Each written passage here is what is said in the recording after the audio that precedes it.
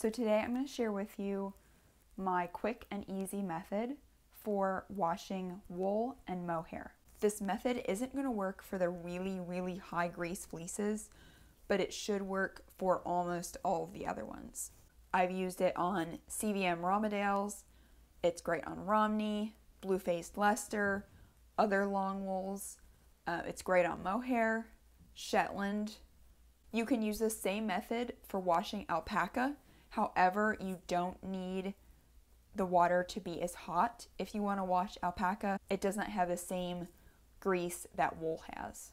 If you're just starting out and you're not quite sure how to wash your first fleece, this method is very easy. It should work great for you. During this whole process, it's very important to avoid felting your fleece. A couple things to make sure that doesn't happen. First, anytime you're adding water to the fleece, it always needs to be hotter than the fleece's temperature. If you put the fleece in cold water after it has just been in hot water, that is going to shock it. It is going to felt. The other thing is, do not agitate it. So if it's rubbing together, it's going to felt then too. You're going to need a couple things for this. First is my favorite soap is Unicorn Power Scour. This stuff works amazing on so many different fleeces.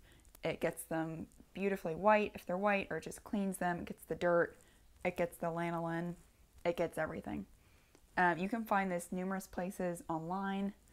I buy mine from the Woolery since I'm near there.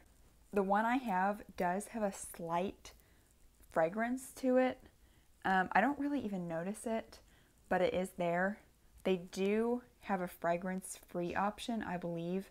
It's just a little bit harder to find.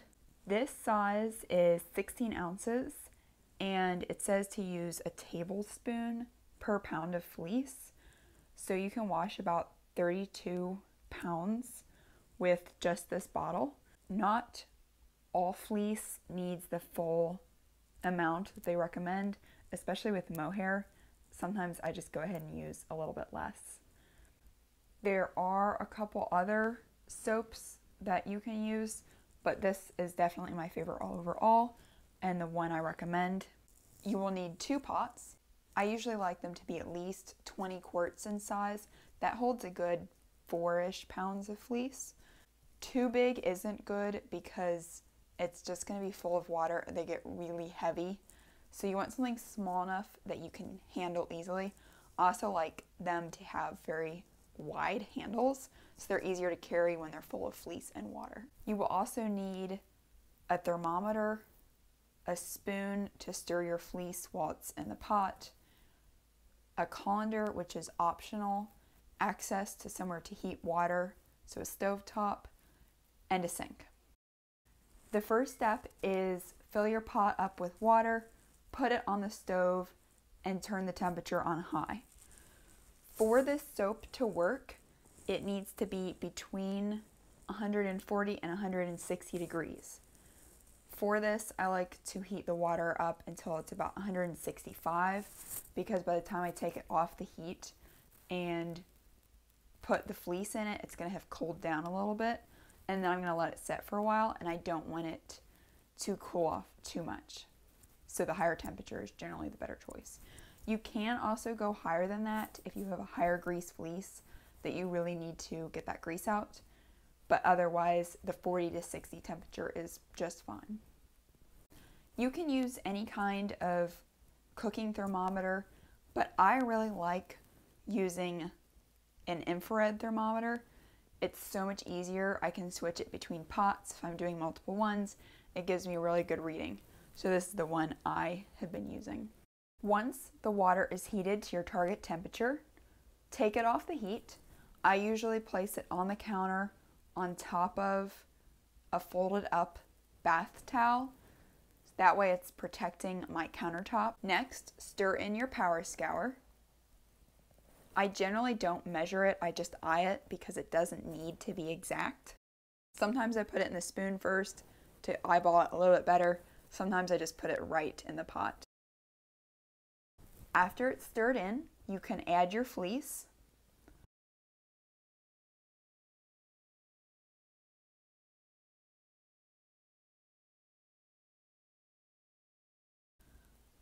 I don't want to agitate the fleece too much because I don't want it to felt, but do stir it gently around to make sure it is fully saturated in the pot.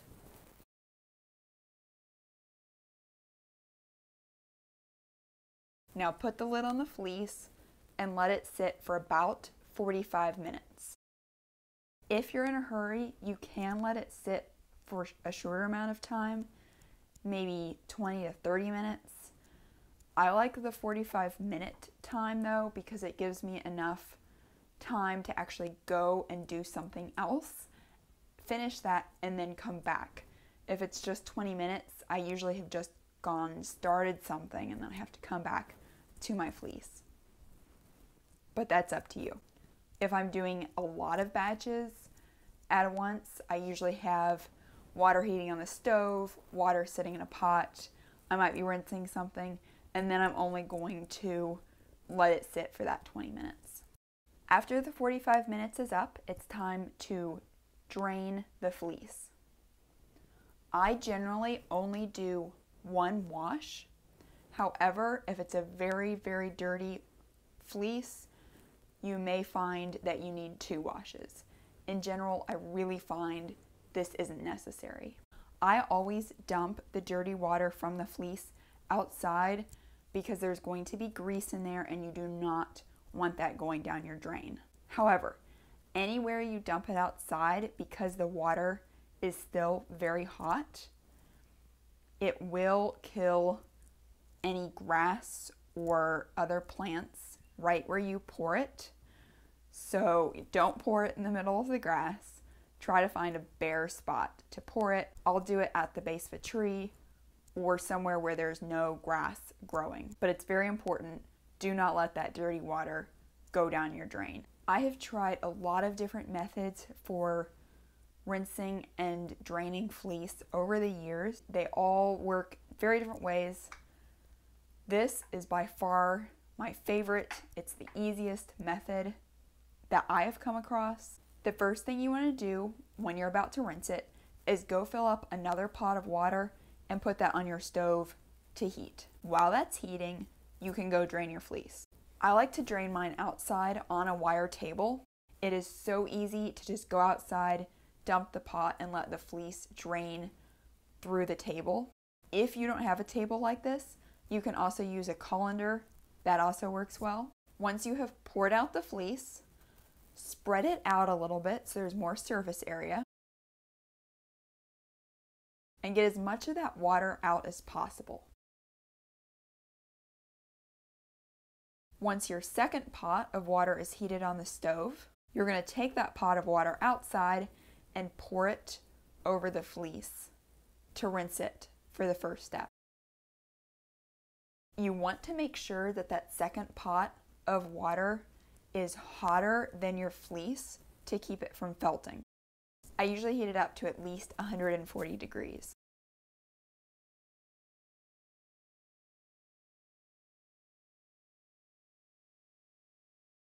Squeeze out all the excess water, then put the fleece back in one of the pots and bring it inside. For the final rinse, I use my sink. Make sure you use something to stop the fleece from going down the drain. If you don't, you can use a colander again. I use my sprayer in the sink to rinse the fleece, but if you don't have one of these, the faucet works just as well. Again, remember to make sure the water that you're rinsing with is hotter than the fleece to avoid felting. I spread the fleece out in small batches. I usually do under a pound at a time. Smaller batches are just easier and quicker to rinse, and they end up using less water. Gently spray the fleece with water and gently squeeze it out. Being too rough with the fleece at this stage can definitely felt it. Continue rinsing it until the water runs clear. I have an herb drying rack to dry my fleeces on. It can fit so much fleece. Right now, because it's winter, it's in my basement and I have a fan going on the fleece. If it's summer, I hang it on the porch, and fleece can be dry in just an afternoon. So dry, I want to spread the fleece out as much as possible. Getting airflow is really important. Fleece is very dense, especially if it's indoors. It can take forever to dry. You really want to dry it as fast as you can to avoid it smelling musty. Quick drying is very important. I hope this makes your fleece washing journey easier. If you have any questions on washing fleece, feel free to always contact me with any of those questions. Thank you for watching this video. I hope you enjoyed it. If you have any suggestions for another video, be sure to put those in the comments. And you can also head over to my Instagram or Facebook pages to see what next week's topic is going to be.